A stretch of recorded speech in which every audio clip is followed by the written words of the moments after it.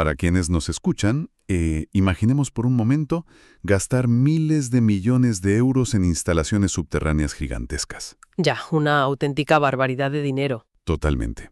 Hablamos de aceleradores de partículas de decenas de kilómetros de circunferencia o, inmensos tanques enterrados bajo montañas llenos de miles de toneladas de agua ultra pura y rodeados de detectores de luz. Claro, un despliegue de ingeniería brutal. Pues todo ese despliegue faraónico de la ingeniería moderna tiene un objetivo principal: intentar cazar el rastro fantasmal de una de las partículas más esquivas de todo el universo, el neutrino. Ujú. Y lo más increíble de todo es que hacemos este esfuerzo titánico para medir unos parámetros, unos números muy concretos que, francamente, nadie en la física moderna sabe exactamente de dónde salen. Bienvenidos a un nuevo análisis a fondo, por cierto. Hola, es un placer estar aquí.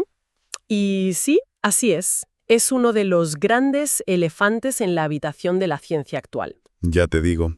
A ver, el modelo estándar de la física de partículas funciona increíblemente bien para muchísimas cosas, pero en el caso concreto del neutrino tiene lo que podríamos llamar un problema multimillonario. 7 parámetros, ¿verdad? Exacto, 7 parámetros libres asociados a los neutrinos. 3 masas distintas y 4 ángulos de mezcla. 7 números que, a día de hoy, los físicos tienen que introducir a mano de forma completamente artificial en sus ecuaciones. O sea, los ponemos ahí porque es lo que hemos medido en esos tanques subterráneos, pero no sabemos la razón matemática de fondo. Eso es, no existe una justificación geométrica o algebraica fundamental que explique por qué esos números son los que son y, no otros completamente distintos. Pero hoy tenemos sobre la mesa un documento que afirma hacer saltar todo ese paradigma por los aires. Totalmente, es un artículo fascinante. Es un artículo teórico, fechado en mayo de 2026, firmado por Alfredo Luis Acosta Padilla. El título es, que lo lea bien, Masas de neutrinos y la matriz de mezcla PMNS completa a partir de la teoría del vacío estructurado, TVS-23. Un título largo, sí. Sí, un poco. Pero la misión de nuestro análisis hoy es explorar cómo esta nueva y audaz propuesta afirma resolver todo este misterio usando, ojo a esto, geometría pura, 0 parámetros ajustables y un simple polinomio de matemáticas de instituto. Fíjate, x al cubo menos x menos 1 igual a 0. ¿Y el número 23? Vale, vamos a desgranar esto. ¿Cómo es posible que una ecuación matemática tan básica pretenda sustituir de un plumazo a décadas de física experimental y miles de millones de euros? Bueno, la respuesta corta a esa pregunta es que este documento exige que cambiemos radicalmente nuestra concepción de lo que es el lienzo sobre el que ocurre la física. ¿A qué te refieres con el lienzo? Pues a que antes de poder entender cómo unas matemáticas tan simples calculan la masa del neutrino, primero hay que comprender qué afirma esta teoría del vacío estructurado, o TVS-23, sobre qué es exactamente el espacio vacío. Claro, lo que siempre nos han dicho que es la nada absoluta. Exacto. Según este marco teórico, el vacío del espacio no es una nada oscura y vacía. Es de hecho una red discreta, un cristal increíblemente estructurado y rígido que posee exactamente 23 canales fundamentales. 23 canales, vale. ¿Y cómo se dividen? El autor los divide así. 19 son electromagnéticos, 2 son temporales y 4 son gravitacionales. A ver si me aclaro. O sea, me estás diciendo que el espacio por el que nos movemos es como un cristal invisible compuesto por 23 canales de transmisión. Suena a ciencia ficción, pero sí, esa es la premisa. Si es así, ¿dónde encaja el neutrino? Porque siempre nos lo han pintado como una partícula casi fantasma. Entonces, ¿cómo entra dentro de esta red tan rígida? Ahí radica el primer gran giro conceptual. El neutrino habita exclusiva y únicamente en los 4 canales gravitacionales. Y esto, claro, marca un cambio de paradigma brutal. Ya, porque normalmente pensamos en partículas como objetos, ¿no? Eso es. En la física cuántica convencional solemos pensar en las partículas como cositas. Según la TVS-23, partículas cargadas, como el electrón, serían lo que se denomina un nudo topológico dentro de esa red. Un nudo topológico, vale. Pero el neutrino no es un nudo. No, para nada. El neutrino es, en realidad, una onda estacionaria longitudinal. Es, digamos, un modo de presión puro vibrando a través de la propia red del vacío. Espera, frena un momento. Si es una onda longitudinal, A ver, estamos hablando de cómo se comporta el sonido, ¿verdad? Exactamente la misma mecánica, sí. O sea, si un electrón es un nudo físico, sería como tener los cordones de unas zapatillas fuertemente atados. Hay una estructura cerrada, un bulto que, bueno, puedes tocar, Ajá, una entidad muy definida. pero si el neutrino es solo una onda longitudinal, sería más bien como gritar bajo el agua. No hay un objeto físico viajando por la piscina, es solo la pura presión del agua empujando de un lado a otro. Ostras, es una analogía excelente. Eso es exactamente lo que postula la teoría. Pura perturbación mecánica propagándose por los canales gravitacionales. Pues sabiendo esto se me ocurren varias preguntas. A ver, los neutrinos son famosos por ser casi indetectables, por no tener carga eléctrica y por viajar a una velocidad casi igual a la de la luz. Todo grandes misterios del modelo estándar, desde luego. ¿Explica este modelo de onda bajo el agua todas esas rarezas? Las explica con una precisión milimétrica y puramente por geometría. Vamos a ir punto por punto. A ver, ¿por qué no tienen carga eléctrica? Es pura lógica estructural. Porque solo van por la parte gravitacional. Exacto. La onda del neutrino se propaga únicamente por los 4 canales gravitacionales. Ignora por completo los 19 canales electromagnéticos. Claro, si no vas por la autopista electromagnética, pues no pagas el peaje de la carga. Tiene todo el sentido. Dado que la carga eléctrica es una propiedad del sector electromagnético, el neutrino jamás la toca, pasa de largo y por tanto es neutro. Vale. ¿Y qué pasa con la interacción débil? Porque sabemos que interactúan un poquito con la materia a través de la fuerza nuclear débil, que es lo que nos permite detectarlos al fin y al cabo. Sí, es lo que hace que 1 billón de ellos te atraviesen la mano cada segundo. Pues el documento detalla que esa interacción débil que medimos no es una fuerza mágica. Ah, ¿no? ¿Qué es entonces? Ocurre por la supresión del acoplamiento entre esos canales gravitacionales y los electromagnéticos en la red del cristal. O sea, hay una especie de fuga entre los canales. Eso es. Es como si el cristal no aislara ambos sectores al 100%.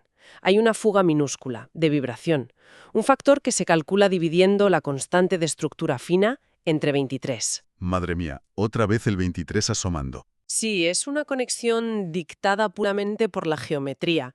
Y respecto a por qué viajan tan rápido, pues al ser un modo longitudinal sin masa propia intrínseca, la onda se ve obligada a viajar a la máxima tensión que permite el cristal. Y la velocidad máxima de propagación en este cristal es lo que llamamos la velocidad de la luz c. Eso es, la propia rigidez del vacío dicta la velocidad. Vale, entiendo. Pero leí en el documento algo sobre una tal simetría A5 y la quiralidad. ¿Qué es eso exactamente y por qué importa? Porque sinceramente suena bastante denso. Ya, a ver, entiendo que suena técnico. Para visualizar la simetría A5, imagina las rotaciones perfectas de un dodecaedro, una figura geométrica de 12 caras regulares. Un dodecaedro, vale. Como los dados de los juegos de rol. Exacto. El cristal del vacío tiene esta forma, y esta geometría fuerza a que las ondas longitudinales que viajan por sus aristas tengan una helicidad ceja, es decir, giran en una dirección muy concreta.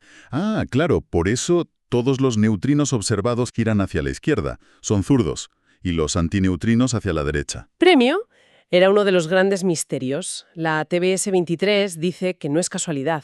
La forma del dodecaedro te obliga a girar así al avanzar. Vale, si el neutrino es solo una onda propagándose por estos canales y girando a la izquierda, la pregunta evidente es, ¿de dónde sale exactamente su masa? Un tema peliagudo durante años, claro. Porque se pensó que no tenían masa, y ahora sabemos que sí la tienen, aunque sea diminuta. ¿De dónde sale esa masa en este cristal? ¿Y por qué coincide con la realidad? Pues este es quizá el núcleo duro del artículo de Acosta. Detalla el origen puramente geométrico de la masa. Y lo más impactante es que no buscan dimensiones extrañas, sino en química básica, en la constante de Rydberg. La constante de Rydberg espera, pero eso tiene que ver con el hidrógeno, ¿no? Totalmente. Es la energía de enlace del electrón en el átomo de hidrógeno. Me suena que ronda los 13,6 electronvoltios. Estás en lo cierto. Es la energía del estado fundamental del hidrógeno. Pero en el marco de la TBS 23, esta energía se considera el nudo electromagnético mínimo posible en la red del vacío. Vale, ¿y qué hace la teoría con esos 13,6 electronvoltios? Hace algo muy lógico, la proyecta hacia el sector gravitacional. Recordemos que la red tiene 23 canales, ¿verdad? Sí, 19 electromagnéticos, 2 temporales, 4 gravitacionales. Pues las posibles interacciones o modos de vibración entre ellos son 23 al cuadrado, que da exactamente 529 modos del vacío. A ver, divide la energía electromagnética mínima entre esos modos. Y al hacerlo, obtenemos una nueva escala de energía base natural, pero para el sector gravitacional, aproximadamente 25,7 milielectronvoltios. ¿Entendido? Tomas la energía del hidrógeno, la repartes entre la geometría de los 23 canales al cuadrado y tienes una escala gravitacional. Exacto. ¿Una base sobre la que trabajar? Pero, a ver, sigo viendo un problema. Me hablas de un solo número, esos 25,7. Sin embargo, en el mundo real sabemos que hay 3 tipos de neutrinos, o mejor dicho, 3 estados de masa. Ajá, los famosos estados M1, M2 y M3. ¿Cómo pasamos de tener un solo número base a 3 masas distintas? Consta del que hablábamos, x al cubo menos x menos 1 igual a 0. El polinomio de instituto. Ese mismo. Al resolverlo, nos arrojan números relacionados con el 2 y el 3. A partir de esos números enteros y puros, se modula nuestra escala base. O sea, no usa ningún otro número sacado de la manga. Ninguno. La matemática dicta que la primera masa, el estado M1, carece de acoplamiento topológico en el cristal, por lo que su masa es prácticamente nula, 0. Vale, 0 para M1. ¿Y las otras dos? Para la masa M2, la geometría del polinomio nos dice que debemos dividir la escala base entre 3, lo que nos da unos 8,5 milielectronvoltios. Dividir entre 3. Bien. Y para la masa M3 debemos multiplicarla por 2, dándonos alrededor de 51,4 milielectronvoltios. Pues aquí es donde la cosa se pone muy interesante. Y, a ver, voy a hacer de abogado del diablo un momento, porque me parece necesario. Adelante, dispara. Ojo con esto. El documento compara estos números, que salen de un polinomio y una división, con los datos empíricos de NUFIT 6.0. Que es el Consorcio Global de Referencia en Física de Neutrinos. Para quien no lo sepa, es un consorcio brutal que recopila datos de experimentos de todo el mundo. Y Acosta muestra que la diferencia entre su teoría y los datos globales es diminuta, apenas un 1 o 2%. Una coincidencia numérica asombrosa. Pero el autor argumenta que ese 1% de desviación no es que su teoría sea inexacta. Dice que los datos de NUFIT tienen incertidumbre estadística y que su ecuación es la perfecta. Suena atrevido, ¿verdad? ¿No resulta de una arrogancia científica tremenda? O sea, afirmar que un polinomio es más preciso que los consorcios internacionales. ¿No estaremos ante un caso de encajar los números a la fuerza? Demasiado perfecto. Siempre hay que dudar en ciencia. Pero el autor defiende su postura de forma muy fundamentada. ¿Y cuál es su defensa principal? Que en su derivación no hay ni un solo parámetro ajustable, 0. En el modelo estándar, los números se ajustan a posteriori. Metes el número medido empíricamente en la ecuación para que cuadre todo. Claro, un remiendo para salvar los muebles. Aquí no se puede hacer trampa.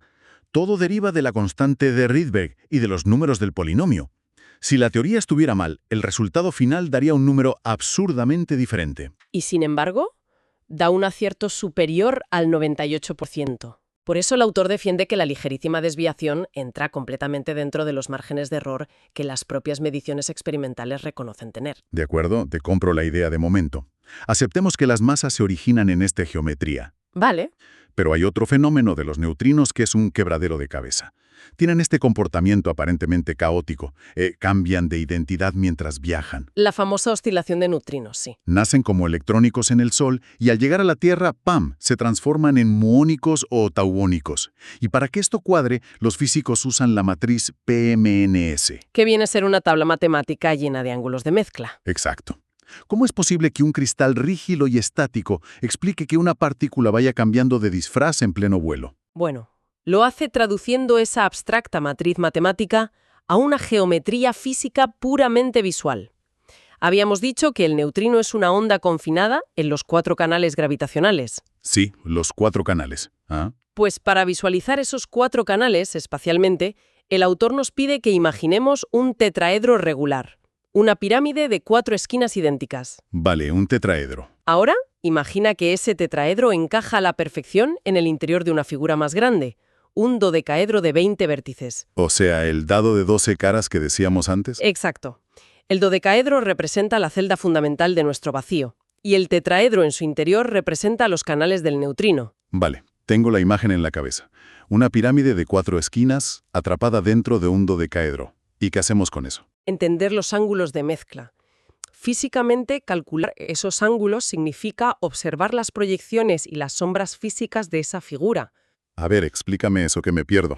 Los 3 ángulos de mezcla que la física actual te obliga a memorizar de un libro, aquí se derivan calculando cómo los vértices de esa pirámide interior se proyectan contra las caras de la figura exterior.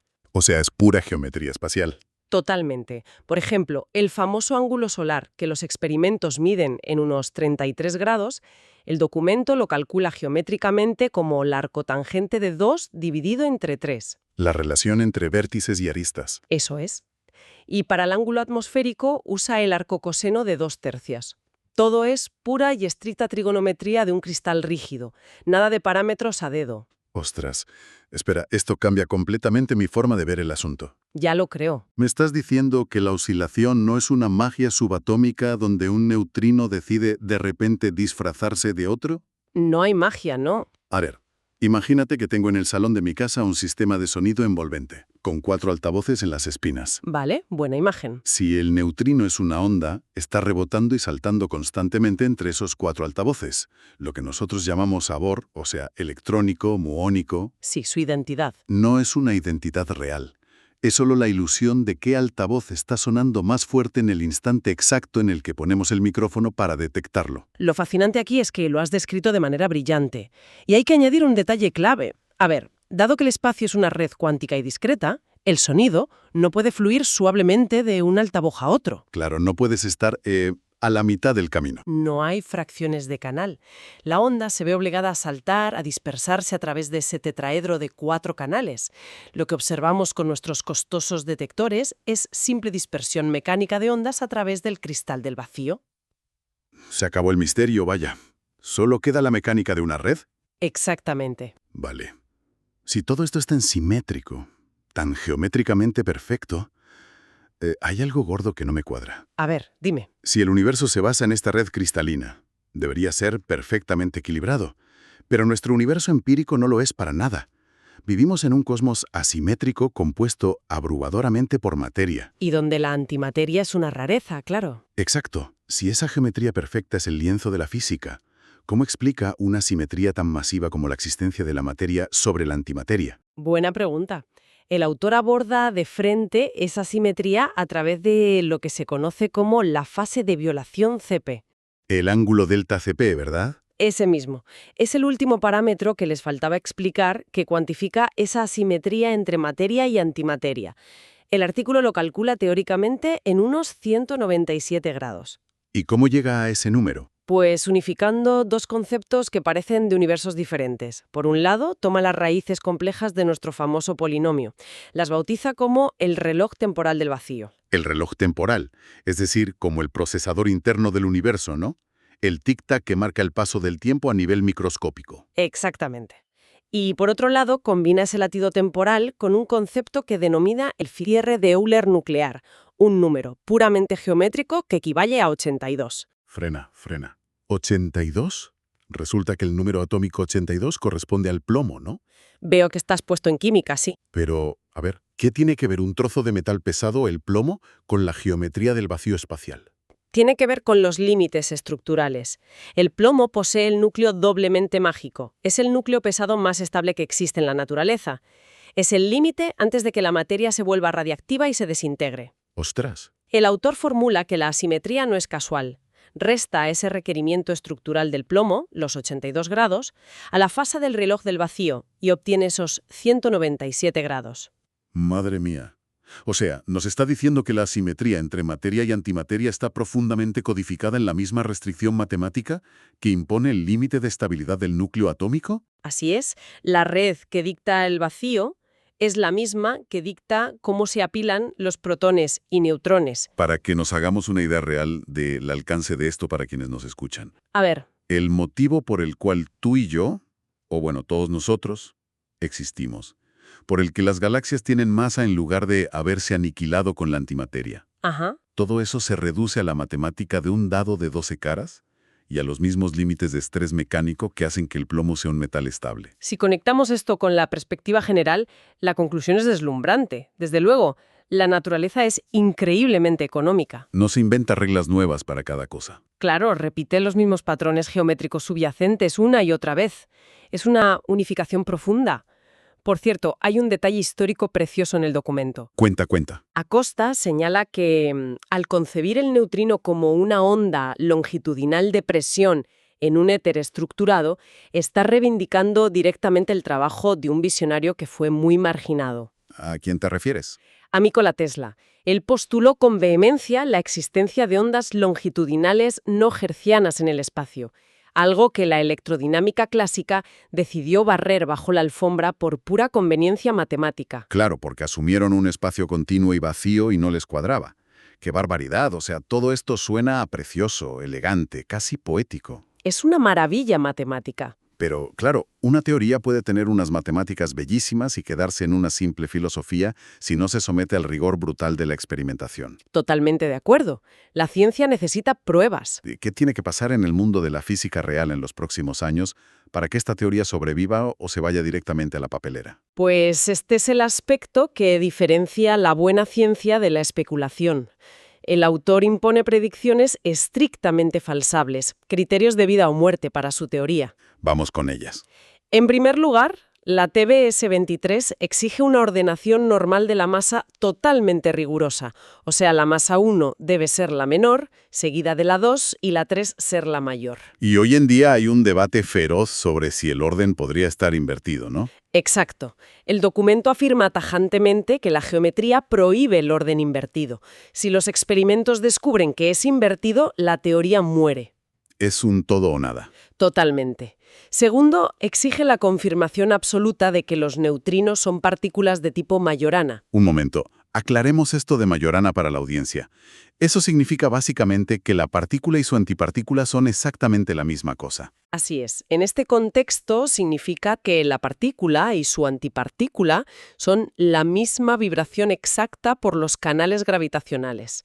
La única diferencia es si esa onda gira hacia la izquierda o hacia la derecha. El mismo tornillo físico, pero girando en sentidos opuestos. Me gusta esa imagen, sí.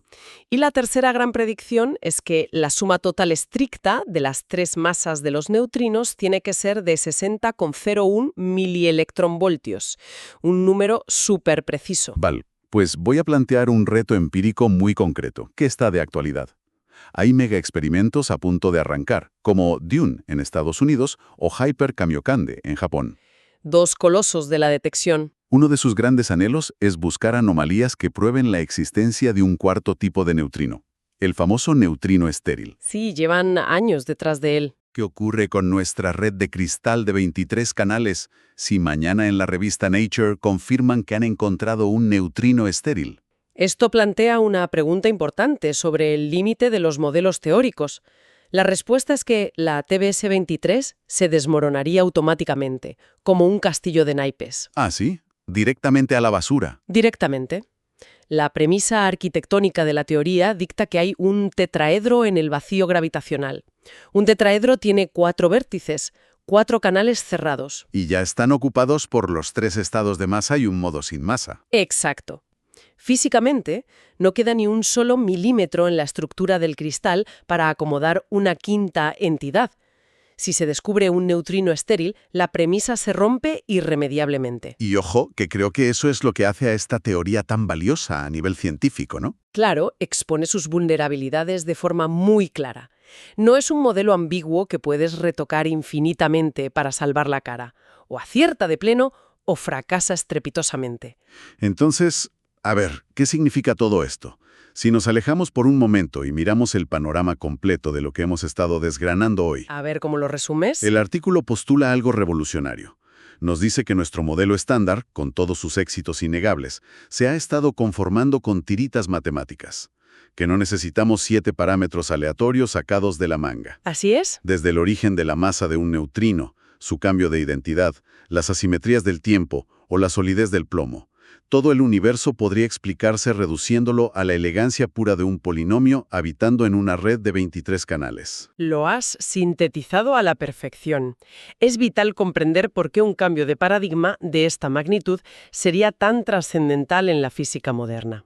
Porque pasamos de describir a entender. Exactamente. Hay un cañón conceptual enorme entre tener ecuaciones que describen lo que pasa y tener una teoría que lo explique. Si la TBS-23 sobrevive al escrutinio experimental, dejaremos de invocar propiedades mágicas y empezaremos a estudiar la mecánica rígida de un medio tangible e hiperconectado. Y eso sinceramente nos lleva a una reflexión final que a mí personalmente me vuela la cabeza por completo. A ver, cuéntame. Si resulta que este documento teórico está en lo cierto, la imagen mental que tenemos del espacio exterior desde niños está totalmente equivocada. El vacío no es una inmensa nada oscura donde flotan los planetas de manera independiente. Es un cristal.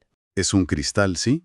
Una estructura rígida, hiperestructurada, por la que viajan y rebotan constantemente vibraciones.